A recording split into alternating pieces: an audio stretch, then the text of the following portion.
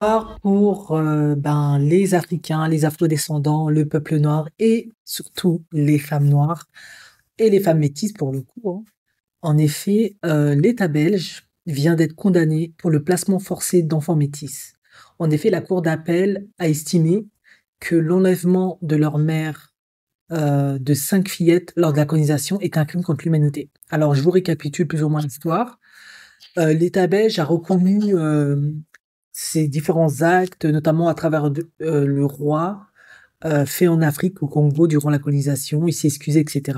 Mais là, c'est parti encore plus loin, car il y a eu des enlèvements d'enfants métis.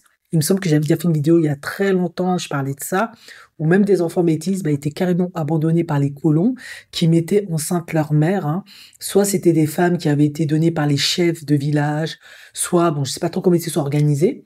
Et une fois que les colons français ou autres, Whitey, repartaient dans leur pays, très très peu ramener les enfants et la maman avec eux et garder le contact, s'occuper des enfants. Donc les enfants étaient complètement abandonnés.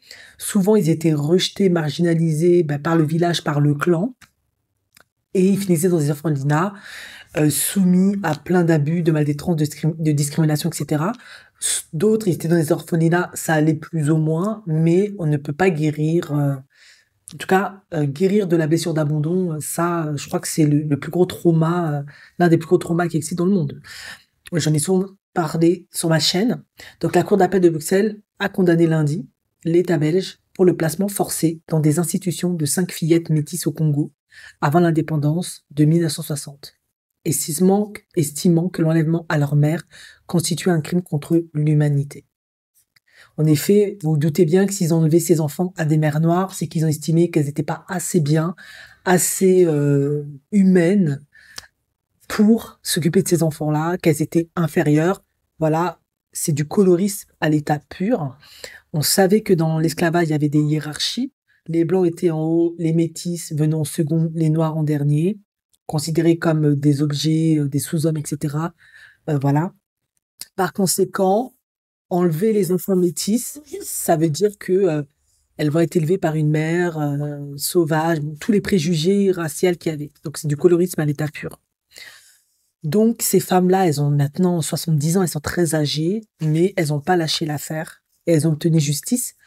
Et ça a été reconnu, mais comme c'était pas suffisant pour elles, elles ont quand même demandé un dédommagement financier parce qu'elles ont vécu des choses terribles. Vous vous imaginez, toi, petite fille métisse, tu n'as pas la même couleur de peau que la plupart des Whiteys qui sont là dans les années 60. Mais tu vas, oh là là, la souffrance de ça, je ne peux même pas imaginer.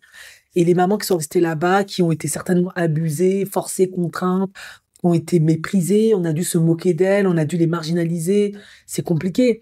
Elles ont peut-être même pas pu se remarier, ou elles ont dû se remarier mais avec des mauvais gars. Elles ont dû connaître le mépris toute leur vie. Des deux côtés, il y a eu des souffrances terribles. Donc, l'État belge doit leur verser à chacune 50 000 francs suisses, mais c'est pas l'argent qui fait que. C'est la reconnaissance de la maltraitance, de l'abus, la reconnaissance de l'état de victime, autant chez les mères noires que chez les enfants métis. En effet, un jugement avait été rendu en 2021, et après, il y avait eu un appel. La demande civile des appelantes fondée sur ce crime n'est pas prescrite, et l'État belge les a indemnisées de dommages moraux. Des 5 femmes désormais septagénaires. Vous imaginez, elles ont certainement plus jamais revu leur mère. Elles ont été coupées de leur terre natale, enfin, la terre de leurs ancêtres africaines, hein, parce que côté Whitey, comment ça s'est fait le truc? Est-ce qu'elles ont été abusées? Est-ce qu'elles connaissaient leur père? On sait même pas. Mais elles ont été coupées du Congo, du Rwanda, de la Burundi, parce qu'il y avait ces colonies-là, ils ont expliqué. Mais tu t'imagines, t'es complètement déraciné de tellement de choses. C'est terrible.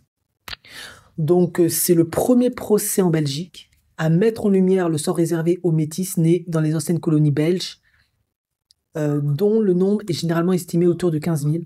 La plupart d'entre eux n'étaient pas reconnus par leur père et ne devaient se mêler ni aux Blancs ni aux Africains. Mais vous imaginez, toi t'es métis, tu peux te mélanger ni aux Blancs ni aux Africains, tu fais comment? Comment tu tires ton identification? Comment tu t'orientes?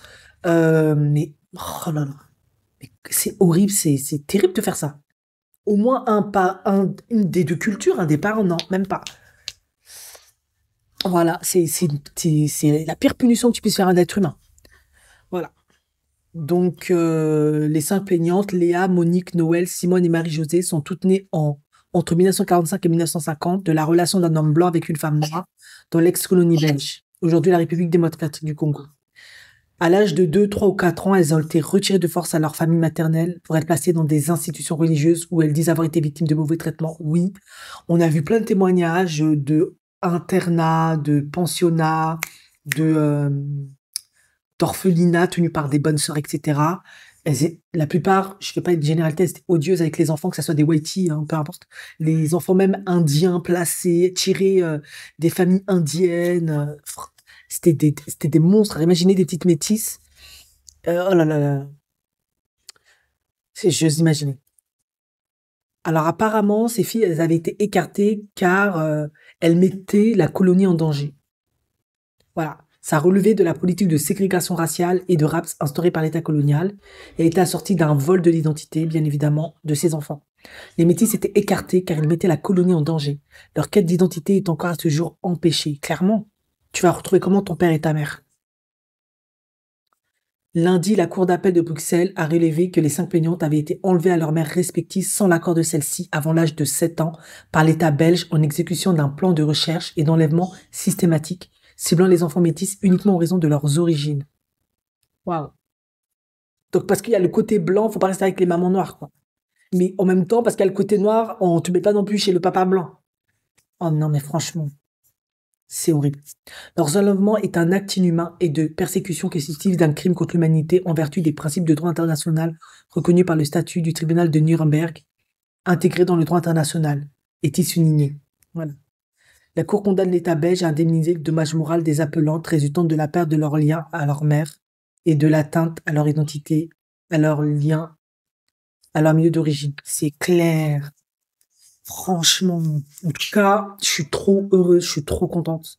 C'est un bon début euh, pour réparer. En tout cas, c'est un premier pas pour déjà réparer cette blessure de l'esclavage, du stress post-traumatique lié à l'esclavage, qui touche de manière consciente, inconsciente, directement ou indirectement les afrodescendants.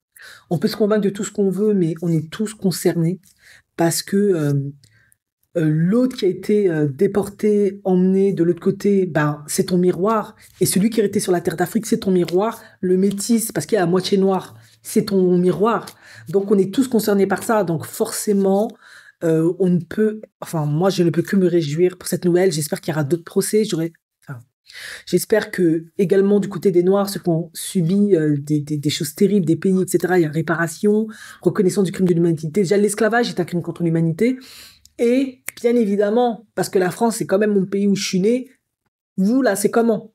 Oui, parce que vous, là, on attend que vous reconnaissiez l'esclavage comme un crime contre l'humanité, si ce n'est pas déjà fait, et que vous commencez à dédommager. En tout cas, je vous souhaite bon courage, parce que déjà, vous êtes en faillite. Tous les entiers qu'il faut dédommager. Afro-caribéens qu'il faut dédommager. Africains qu'il faut dédommager. Ah non, good luck. Maman, j'ai vu.